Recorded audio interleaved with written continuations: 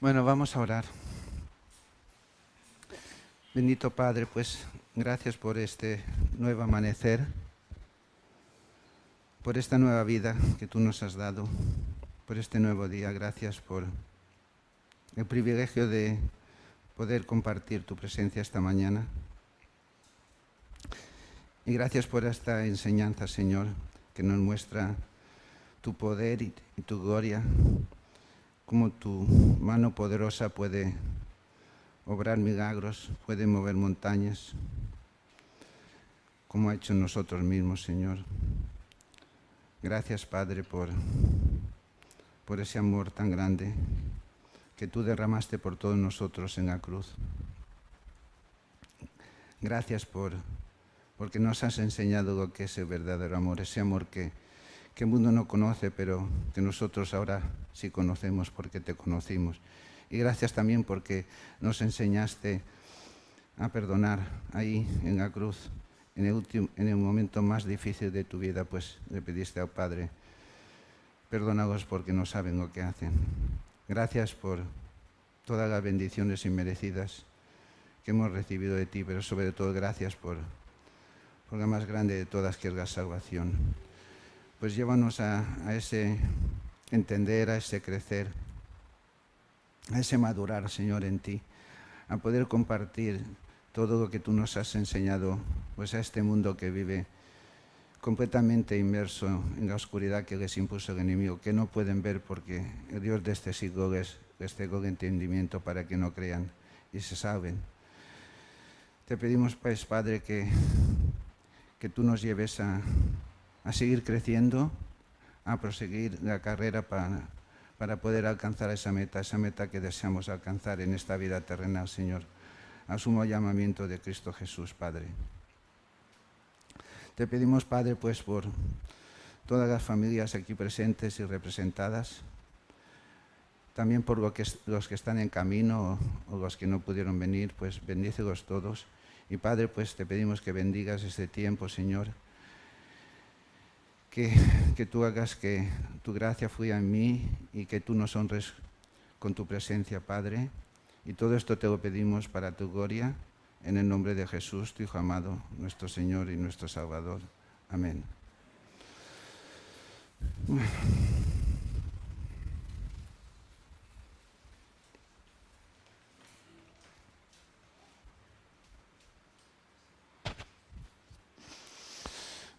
Ok, pues vamos a empezar con la segunda parte y antes que nada, para seguir con esta enseñanza, pues vamos a efectuar un breve repaso de lo que les compartí, de lo que vimos en la primera parte,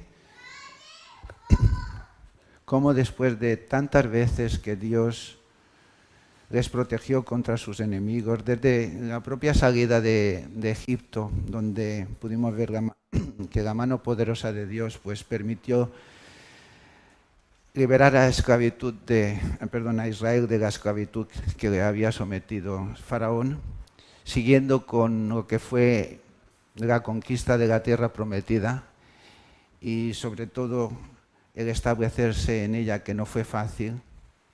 Vimos que con todo y esas maravillas que Jehová obró en favor de su pueblo de Israel, ellos una y otra vez hicieron lo malo frente a los ojos de Dios, sin tener en cuenta lo que les fue anunciado tienes una silla aquí, lo que les fue anunciado en el segundo libro de Crónicas, donde Dios les advirtió de cuál sería el efecto si ellos se alejaban de Él y adorasen a dioses ajenos. Y a pesar de todo, ellos siguieron haciendo escarnio de los mensajeros de Dios, menospreciaron sus palabras, las palabras burlándose de sus profetas, hasta que subió la ira de Jehová y ya no hubo remedio.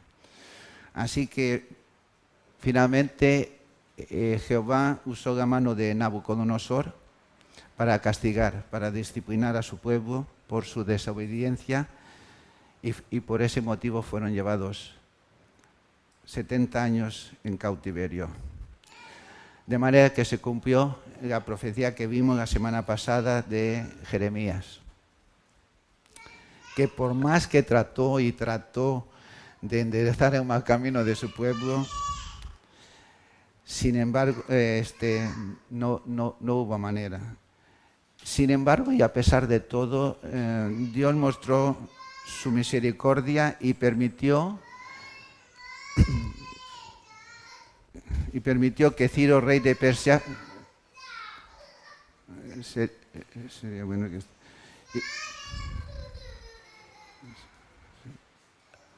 Bueno, volviendo al tema, pues no perdamos la concentración. Ok, decía que se cumplió la profecía de Jeremías, que por más que, por cierto, precisamente estoy estudiando el libro de Jeremías, es increíble lo que este hombre lloró por su pueblo, ¿no? Lo que hizo por su pueblo, y por más y más que trató, no hubo manera, no pudo enderezar el mal camino que había tomado el pueblo de Dios. Sin embargo, y a pesar de todo, Dios tuvo misericordia de su pueblo y permitió que Ciro, rey de Persia, conquistase Babilonia y a continuación decretase el fin del cautiverio y el regreso de Israel a la tierra prometida. Todo esto en 70 años. Y recordemos que este proceso fue algo realmente increíble, puesto que cuando Nabucodonosor destruyó Jerusalén y tomó el pueblo de Israel en cautiverio, en este momento el imperio de los caldeos era el imperio más poderoso del mundo. Sin embargo, 70 años después, Ciro, rey de Persia, unificó el imperio de los medos con el imperio de los persas, conquistó Babilonia y de esta manera se pudo cumplir lo que había profetizado Jeremías. Pero desafortunadamente no les bastó esta disciplina que Dios les impuso, porque de nueva cuenta volvieron a alejarse de Dios. Y entonces sí sufrieron de verdad las consecuencias de la desobediencia que desde antiguo Moisés les había revelado en Deuteronomio y en Levítico, diciéndoles que Jehová les esparciría por todos los pueblos desde un extremo hasta el otro extremo de la tierra, y que la tierra que Dios les había dado sería asolada y sus ciudades desiertas. Así que siguiendo con la dispersión y el regreso de Israel a la tierra prometida, vamos a entrar más profundo en lo que nos revela el profeta Ezequiel. La verdad es que el capítulo 36 de este libro es realmente fascinante, en el cual Ezequiel pues, nos habla de esa dispersión, nos confirma esta dispersión y al mismo tiempo nos revela la futura redención del pueblo de Dios. La verdad es que Israel había perdido completamente el camino y por supuesto que había roto el pacto que Jehová estableció con Abraham.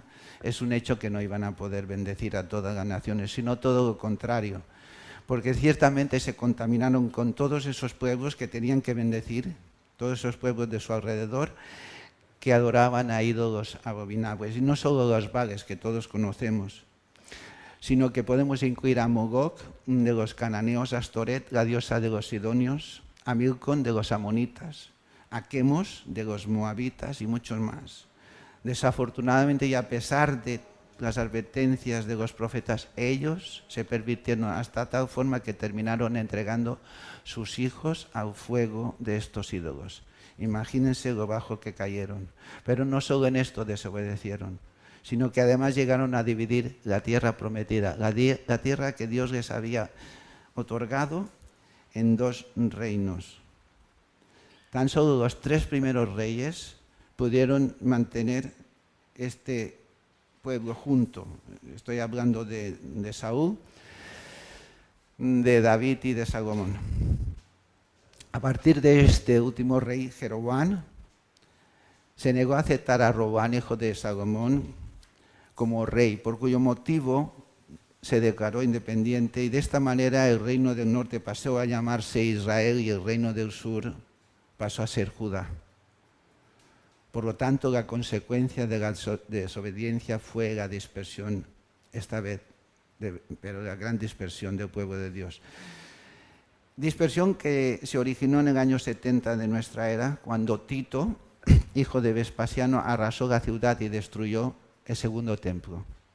A partir de este entonces el pueblo de Dios caminó errante durante casi 2000 años. Lo que es verdaderamente asombroso es que después de tanto tiempo, Israel haya recuperado la tierra que Dios les otorgó. Sin embargo, como veremos a continuación, este hecho también fue profetizado. Fíjense lo que finalmente nos revela el profeta Ezequiel en cuanto a la futura restauración de Israel. Vamos a leer el primer versículo, que es Ezequiel 36, 21. Pero he tenido dolor al ver mi santo nombre profanado por la casa de Israel entre las naciones a donde fueron. Dice, pero he tenido dolor al ver mi santo nombre profanado. Otra vez la misericordia de Dios a favor de su pueblo, con todo y lo que habían fallado, ¿verdad? Como nosotros, que también fallamos, no podemos juzgar a nadie, porque la verdad. Vamos a seguir leyendo Ezequiel 36, 24 y 28. Y yo os tomaré de las naciones, y os recogeré de todas las tierras, y os traeré a vuestro país. Habitaréis en la tierra que di a vuestros padres, y vosotros me seréis por pueblo, y yo seré a vosotros por Dios. Dice, y yo os tomaré y os recogeré de todas las tierras. Después de haber sido esparcidos, Dios los va a recoger. Efectivamente, Dios ya cumplió su promesa, pues ya están de nuevo en su tierra. Ahora vamos a leer Ezequiel 36:30 para seguir con esta futura redención. Multiplicaré asimismo el fruto de los árboles y el fruto de los campos, para que nunca más recibáis oprobio de hambre entre las naciones. Otra promesa cumplida, pues la higuera ya está reverdeciendo.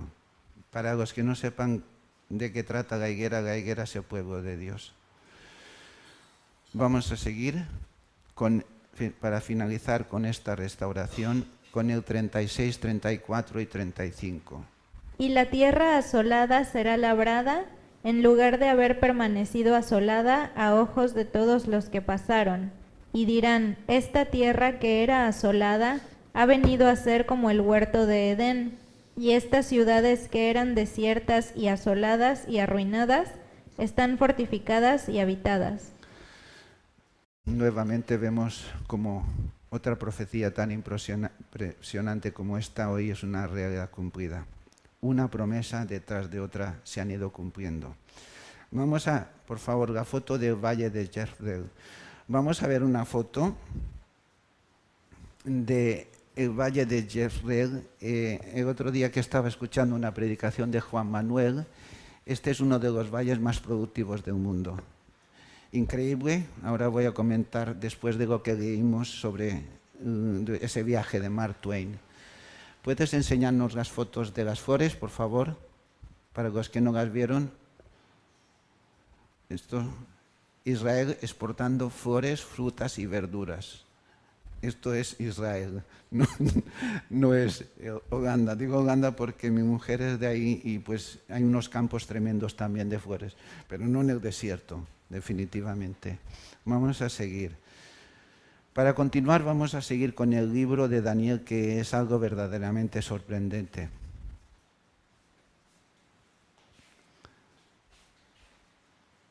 Creo que me he dejado algo, pero es igual. Precisamente lo de Mark Twain, en ese viaje que realizó en 1867 a Tierra Santa, entrando por el norte y visitando los lugares por donde caminó Jesús, Galilea, Belén, Nazaret, Jerusalén, y que después de ese viaje describió a Israel como la tierra más inhóspita, desértica y sin nada, vaya, más pobre que había visitado en todos sus viajes. Bueno, vamos a continuar pues con el libro de Daniel, que como digo es algo verdaderamente sorprendente desde su inicio. Muchos estudiosos lo consideran el Apocalipsis del Antiguo Testamento, con toda la razón del mundo, pues no deja de asombrarnos porque es de una gran revelación profética. En primer lugar, es impresionante cómo Daniel pudo interpretar el sueño de Nabucodonosor. ¿Puedes ponernos esta imagen de Nabucodonosor? Pero más allá de darle al rey su interpretación, lo que profetizó Daniel fue el devenir de la historia de la humanidad. Estamos hablando de Daniel estando cautivo 600 años antes de Cristo, ¿no? Cuando el imperio de los caldeos, de los babilónicos, era el imperio más poderoso del mundo. Todo lo demás estaba por venir. En este sueño vemos, vamos a seguirlo, vemos en primer lugar una cabeza de oro fino, sus pechos y sus brazos de plata, su vientre y sus muslos de bronce, sus piernas de hierro y sus pies de hierro y de barro cocido. La interpretación que Daniel reveló a Nabucodonosor en este sueño es que precisamente la cabeza de oro representaba a Nabucodonosor, que era el rey del imperio de los caldeos, que como hemos dicho era el imperio más poderoso del mundo y que además era famoso por sus riquezas de oro, de ahí que la cabeza fuera de oro. El pecho y los brazos de plata representaban el imperio medo-persa, ese imperio que Ciro unificó y que conquistó Babilonia en el año 539 a.C. Los dos brazos nos hablan de la unión de estos dos imperios que sometieron al imperio de los caldeos. El vientre y los muslos de bronce eran Macedonia y Grecia, que bajo el gobierno de Alejandro Magno sometieron y conquistaron precisamente ese imperio que había formado, que había unificado Ciro, el imperio medo-persa. De este imperio recordamos que fue el primero que utilizó sus cascos y sus armaduras de bronce, tal como Daniel lo define en este sueño. Las piernas de hierro y sus pies de arcilla representaban a Roma, que conquistó Grecia en el año 63 a.C. Este último imperio construyó grandes calzadas a través de todo el territorio conquistado y fue famoso por sus legiones que básicamente se movían a pie. Las piernas de hierro representan su fuerza y el gran poder que alcanzó, mientras que sus pies de barro cocido representan su debilidad que finalmente los llevó a la caída. Hay mucha más revelación en este sueño, pero solo quiero citar lo acontecido hasta ahora. Es decir, Daniel nos revela que el imperio de los caldeos iba a ser conquistado por el imperio medo-persa, que Alejandro Magno, que unificó Grecia con Macedonia, conquistaría ese imperio y finalmente los romanos a los propios griegos. Todo el devenir de la historia de la antigüedad revelada en un sueño. Pero vamos a ir un poco más lejos porque en el capítulo 7 del libro de Daniel, él mismo tuvo un sueño en el que se le aparecieron 4 bestias.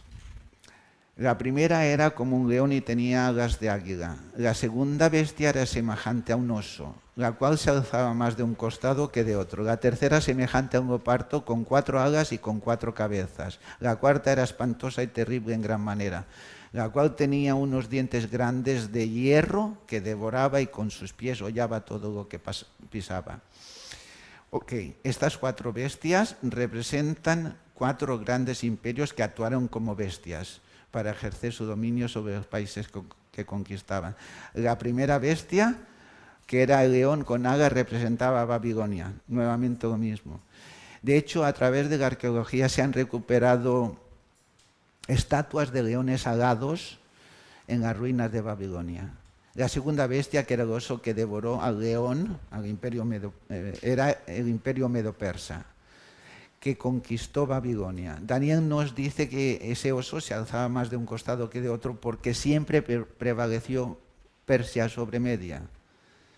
La tercera bestia era el leopardo con 4 cabezas, que fue Macedonia y Grecia. Sus alas hablan de la rapidez de la campaña de Alejandro Magno, que conquistó este imperio en 4 años. Y las 4 cabezas representan la división de este imperio a su muerte, que heredaron sus 4 generales, Seleuco, Lisimaco, Ptolomeo y Casandro. Él murió joven y precisamente cada uno de ellos heredó. Seleuco heredó la parte de Asia, Ptolomeo, Egipto, Lisimaco, lo que es hoy Turquía, y Casandro, lo que fue Macedonia y Grecia. La 4ª bestia representaba a Roma, que fue el más sangriento de todos estos imperios. Nuevamente Daniel nos hace referencia al hierro, que fue por primera vez el material que utilizaron los romanos para sus armas. Hasta ahora había sido bronce, pero ellos ya consiguieron la aleación para realmente trabajar unas armas mucho más potentes. Toda esta parte de la historia es conocida y a partir de aquí queda por determinar algo de este sueño, pero todo lo que anteriormente Daniel profetizó es un hecho y es parte de la historia que todos conocemos.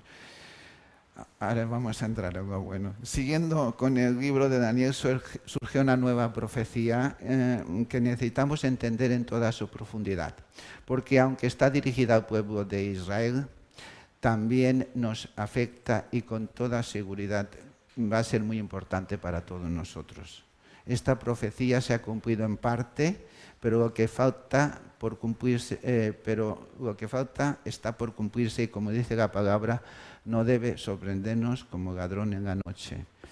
Me refiero a la profecía de las 70 semanas. La Biblia nos habla de semanas de 7 años, por lo tanto, las 70 semanas completan un total de 490 años. Daniel, por favor, ¿nos puedes leer Daniel 9, 24 al 26a? 70 semanas están determinadas sobre tu pueblo y sobre tu santa ciudad, para terminar la prevaricación y poner fin al pecado y expiar la iniquidad, para traer la justicia perdurable y sellar la visión y la profecía y ungir al santo de los santos. Sabe pues y entiende que desde la salida de la orden para restaurar, acuérdense, desde la salida de la orden para restaurar y edificar Jerusalén, hasta el Mesías príncipe, ahí empieza y ahí termina. Habrá 7 semanas y 72 semanas. 69 en total. Sigue, por favor. Se volverán a edificar la plaza y el muro en tiempos angustiosos. Y después de las 62 semanas, sí. Se quitará la vida al Mesías, mas no por sí.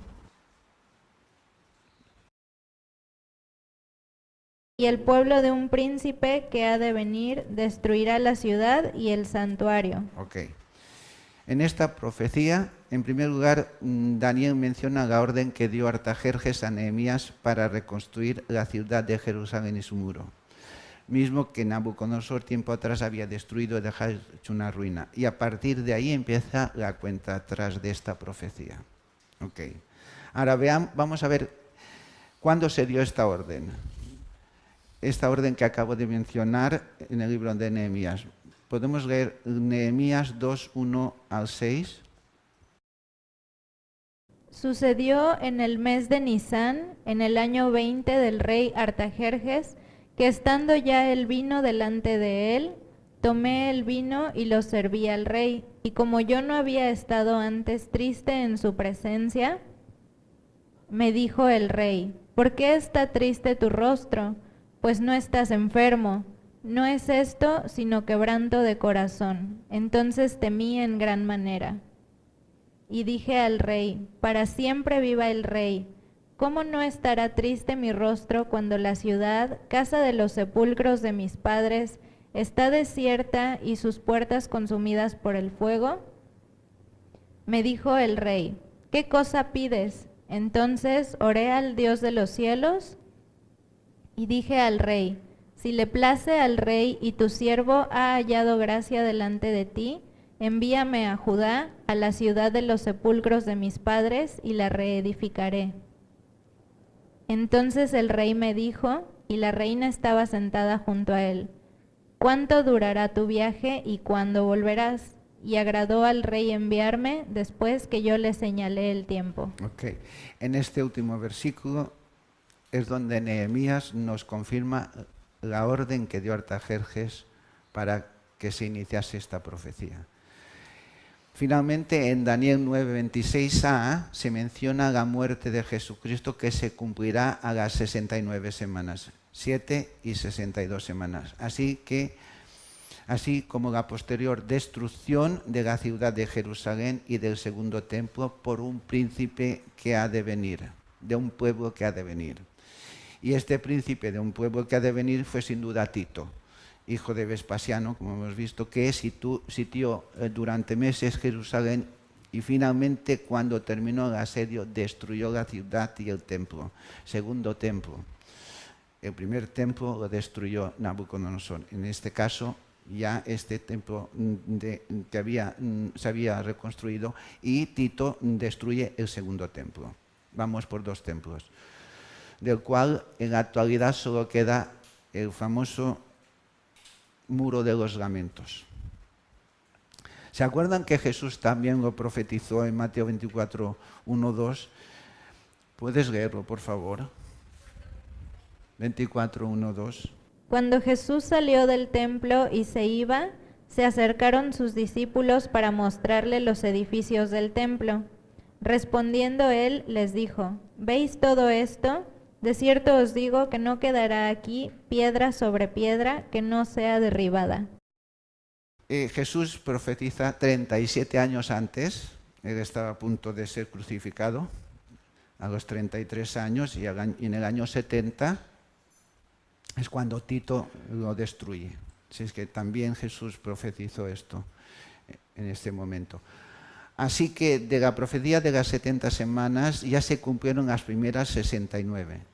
Que esta profecía, como hemos visto, inició con la orden que dio Artajerjes a Nehemías y que las 69 semanas se consumaron con la crucifixión de Jesucristo. Tan solo queda por cumplirse una semana, la última semana de esta profecía, que será la semana de la gran tribulación. Daniel 9:27, por favor.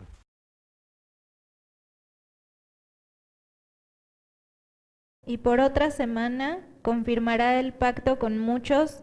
A la mitad de la semana hará cesar el sacrificio y la ofrenda. Después, con la muchedumbre de las abominaciones, vendrá el desolador, hasta que venga la consumación y lo que está determinado se derrame sobre el desolador. Para concluir, podemos decir que esta última semana de 7 años se divide en dos partes y que evidentemente la peor parte será la última. El mismo Jesús nos confirma el inicio de esta última mitad de semana de 3 años y medio con la aparición de la abominación desoladora en Mateo 24, 15. Por tanto, cuando veáis en el lugar santo la abominación desoladora de que habló el profeta Daniel, el que lea entienda. Daniel ya nos habló de eso, por eso estuvimos viendo de que se considera pues el Apocalipsis del Antiguo Testamento. Tal como nos indica Daniel, podemos entender que esta última semana se iniciará cuando se acabe la dispersión del pueblo santo, cosa que ya sucedió, y que el primer acto será el arrebatamiento, donde unos serán tomados y otros serán dejados. Mateo 24, 40 y 42 nos habla de esto. Entonces estarán 2 en el campo, el uno será tomado y el otro será dejado. 2 mujeres estarán moliendo en un molino, la una será tomada y la otra será dejada. Velad pues, porque no sabéis a qué hora ha de venir vuestro Señor. Hay una serie muy interesante en YouTube, Dejados Atrás, sí, Dejados Atrás, que sí, recuerdo que empieza que en un avión, Raimundo, creo que se llamaba, y Patty era Raimundo es el comandante y Patty es la la sobrecargo y están volando y de repente falta una mujer, falta un niño, falta un hombre. Unos serán tomados y otros serán dejados. Está muy padre de 3 capítulos. Primera de Tesalonicenses 4:16. Porque el Señor mismo, con voz de mando, con voz de arcángel y con trompeta de Dios, descenderá del cielo, y los muertos en Cristo resucitarán primero. Luego nosotros, los que vivimos, los que hayamos quedado, seremos arrebatados juntamente con ellos en las nubes para recibir al Señor en el aire, y así estaremos siempre con el Señor. Es evidente que Israel es el reloj cronológico que nos está dando las señales sobre este evento, y que ya 2 de las 3 señales que fueron profetizadas ya se cumplieron. Vamos a ver unos mapas de Israel. Bien interesante esto de los mapas de Israel. Para los mayores, la primera señal se dio cuando la ONU le regresó a la Tierra Prometida en 1948. Seguro que muchos dirán que fue la ONU quien le regresó su tierra, pero indudablemente todos sabemos que fue la mano de Dios quien les movió a hacerlo, ¿no? Como ya mencioné, es un hecho que ningún pueblo en toda la historia del mundo recuperó su país o su territorio 2000 años después de haberlo perdido. Y solo un nuevo milagro de Dios pudo hacer que este suceso se convirtiera en una realidad. La segunda señal en 1967. No sé si se acuerdan de la guerra o han escuchado hablar de la guerra de los 6 días, que fue cuando recuperaron la ciudad de Jerusalén, puesto que hasta entonces su capital era Tel Aviv.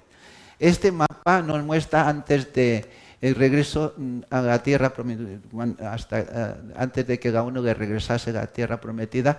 Este segundo mapa es cuando el plan de la ONU les permitió el regreso y mucha parte quedó en manos de Palestina. ¿Cómo se llama? La franja de Gaza es filistea. Los filisteos siguen ahí dando gata con el Hamas. Aquí ya tenemos, después de la guerra de los 6 días, precisamente como verán, Jerusalén ya pasó a ser parte de Israel y no Palestina. Y en la actualidad prácticamente ya todo el territorio, ya han recuperado todo el territorio, toda la tierra prometida. Esta guerra de los 6 días es algo increíble, porque el mundo árabe formó una gran coalición con todos los países de alrededor de Israel. Sin embargo, Israel salió vencedor de esta guerra y todos esos países fueron derrotados en 6 días. Pero lo más impresionante precisamente fue que recuperaron su ciudad capital. Tan solo queda por cumplirse la tercera señal, que será la reconstrucción del tercer templo, y que ya ha sido anunciada. Es más, ya disponen de las vestimentas para los levitas, de los instrumentos de música, de los utensilios del templo y hasta incluso del famoso candelabro de oro de 7 brazos, llamado la menorá, descrita en la Biblia, específicamente en el libro de Éxodo, que simboliza la luz del Evangelio de la gloria de Dios.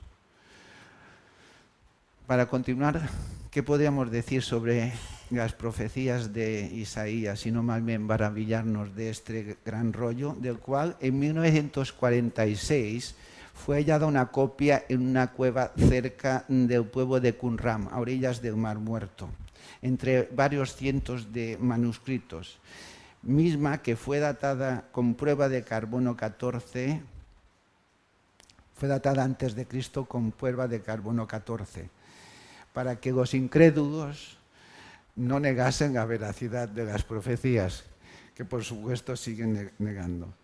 Los primeros 7 rollos fueron descubiertos accidentalmente por unos pastores beduinos en unas grandes ánforas, y ya posteriormente, en 1956, los arqueólogos encontraron el resto de los manuscritos en diferentes cuevas de esta región. esta región, para que tengan una idea, es el lugar más seco del mundo, y por este motivo pues esos pergaminos, esos rollos se encontraron en muy buen estado. En este mismo rollo se anuncian dos de las más grandes profecías. En primer lugar se anuncia el nacimiento de nuestro Señor Jesús, y en segundo lugar se anuncia su muerte en la cruz para redimirnos del pecado y para darnos la salvación. Isaías 7:14 dice: por tanto el Señor mismo nos dará señal. He aquí una virgen concebirá y dará luz a un hijo, y llamará su nombre Emmanuel, que traducido significa Dios con nosotros. Y en el 9:6 leemos: porque un niño nos es nacido, hijo nos es dado, y el principado sobre su hombro, y se llamará su nombre admirable, consejero, Dios fuerte, Padre eterno, príncipe de paz. Y en Isaías 53, 5 y 6, Isaías nos revela la muerte de Jesús. Dice: mas el herido fue por nuestras rebeliones, molido por nuestros pecados. El castigo de nuestra paz fue sobre él, y por su llaga fuimos nosotros curados. Todos nosotros nos descargamos como ovejas, cada cual se apartó por su camino. Mas Jehová cargó en él, en Jesús, el pecado de todos nosotros.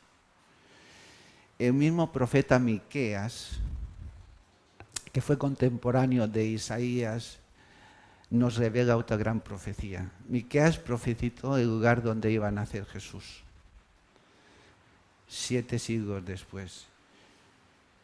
Miqueas 5:2. Pero tú, Belén Efrata, pequeña para estar entre las familias de Judá, de ti me saldrá el que será Señor en Israel, y sus salidas son desde el principio, desde los días de la eternidad. Lo que es extraordinariamente increíble no es solo el hecho de que Miqueas profetizó dónde iba a nacer Jesús, sino que además Dios ya había dado un nombre a este lugar. Belén, del original griego Betlehem, significa la casa del pan. Lo que demuestra que hasta incluso en el nombre de la ciudad donde nació Jesús, Dios puso su sello. Pues Jesús es el pan de vida. Juan 6:35 nos lo confirma. Jesús les dijo: yo soy el pan de vida, el que a mí viene nunca tendrá hambre, y el que en mí cree no tendrá sed jamás.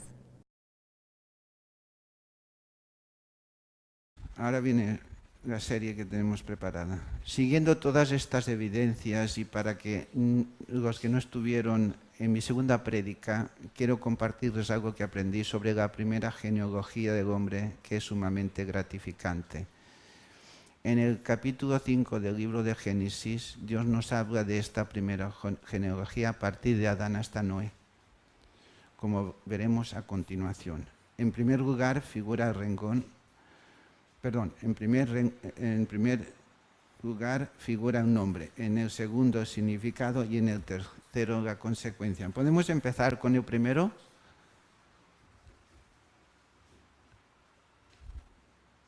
Dale. El primero, Adán. Ah, sí, perdón. Ok, perdón. Estaba viendo la foto de Israel y pensaba que ibas a poner otro fondo negro que me enseñaste.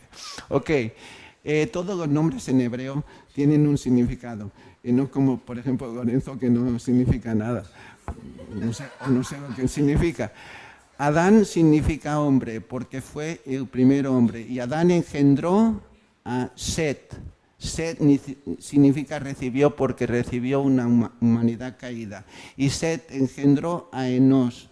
Y Enós significa mortal, porque ya no vivieron para siempre. Y Enós engendró a Cainán. Y Cainán significa tristeza, pena. Porque esto es lo que sintieron cuando se dieron cuenta de su nueva condición de vida. Imagínense el padre presentando al hijo: te presento a tristeza. ¡Qué bárbaro! Sigamos. Entonces Cainán engendró a Mahalael, que significa Dios bendito, porque ahora sí clamaron a Dios. Y Mahalael engendró a Jared, que significa descenderá, porque clamaron en busca de socorro. Y Jared engendró a Enoc. Enoc, que significa enseñando, porque era un gran maestro. Es el que salió con el carro de fuego. Y Enoc engendró a Matusalem, una palabra compuesta, significa su muerte traerá. Matusalem, porque después de su muerte vino el diluvio. Y Matusalem engendró a Lamec, que significa poderoso, porque Dios es poderoso para salvación. Y finalmente Lamec engendró a Noé, que significa descanso o paz. Ahora vamos a, por favor, todo junto.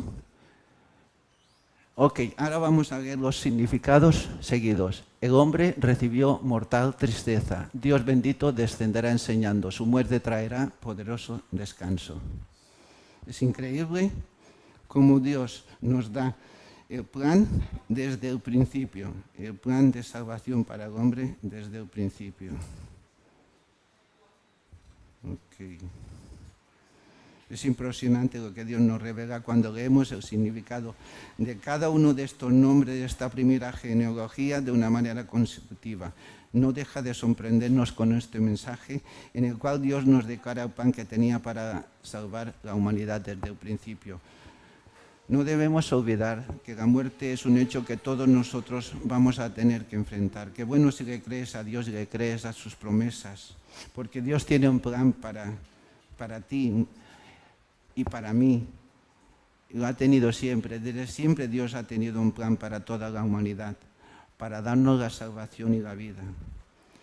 Porque aun siendo pecadores, Cristo murió por nosotros, porque la paga del pecado es muerte, más la dádiva de Dios es vida eterna en Cristo Jesús, Señor nuestro, porque Jesús vino para darte vida y para darte vida en abundancia. Él murió para que nosotros podamos nacer de nuevo y para que por la justicia de la fe seamos salvos, como nos revela Pablo en Efesios 2:8. Porque por gracia sois salvos por medio de la fe, y esto no de vosotros, pues es don de Dios. Nadie ha sido capaz de amarnos tanto, de dar tanto sin esperar nada a cambio. Este, y no el amor del mundo, es el verdadero amor.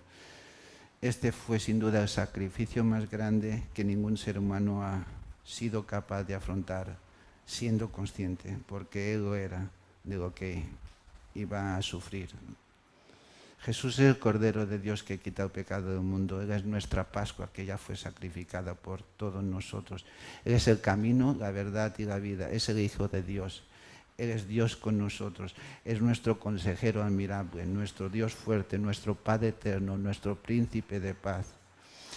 Él es el Alfa y la Omega, el primero y el último, el principio y el fin. Él es el gran yo soy. Él es nuestro Salvador y nuestro Señor. Él es nuestro Dios. Con todo, aquí estamos otra vez con una humanidad caída y completamente alejada de Dios. Una humanidad viviendo igual que en los tiempos de Noé. En este entonces dice la palabra que se casaban y se daban en casamiento. Ahora ya ni se casan, más bien se divorcian. No cabe duda que estamos regresando al principio. Y como hemos visto, desafortunadamente la historia se repite.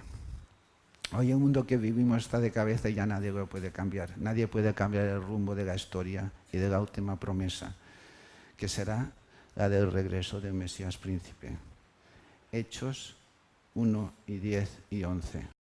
Y estando ellos con los ojos puestos en el cielo, entre tanto que él se iba, he aquí se pusieron junto a ellos 2 varones con vestiduras blancas, los cuales también les dijeron: varones Galileos, ¿por qué estáis mirando al cielo?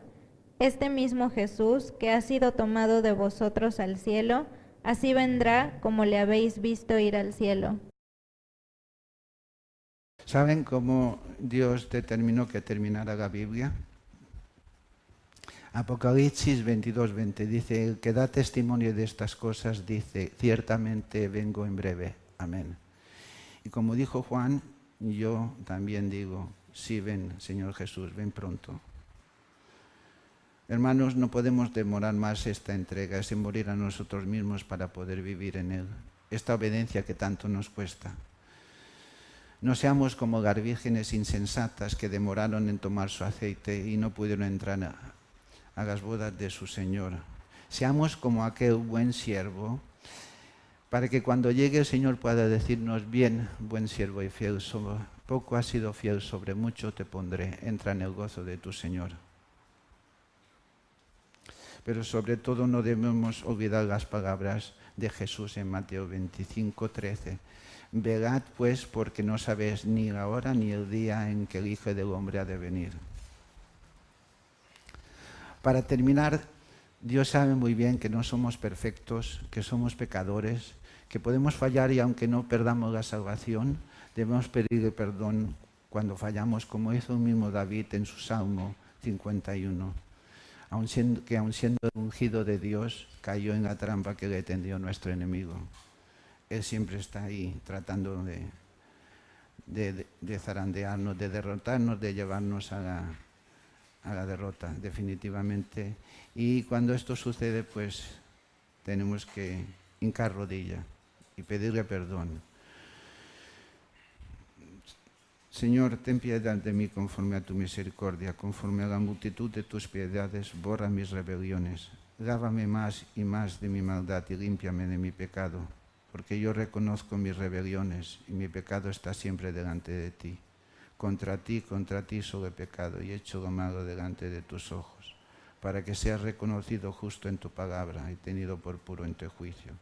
He aquí yo en maldad he sido formado y en pecado me concibió mi madre. He aquí, tú amas la verdad en lo íntimo y en lo secreto me has hecho conocer sabiduría. Purifícame con hisopo y seré limpio.